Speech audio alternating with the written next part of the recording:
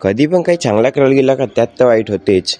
आज तर सरळ मला मौका भेटला माझ्या वर्कशॉपच्या ओनरसोबत प्रॅक्टिस करायला जायला, तर त्यांच्या बुलेटवर बसून त्यांच्यासोबत निघाल. आता तुम्ही म्हणजे की कॉलेज वगैरे जाते की नाही, तर आपल्या कॉलेजला प्रॅक्टिकल ब्रेक आहे म्हणून आता मला प्रॅक्टिकललाच जावं लागते. तर मी आलो होतो शेगावमध्ये, तो माऊलीवाला नाही तर शेतवाला. तर यांनी तर यांची गाडी सरळ बांधतच आणली.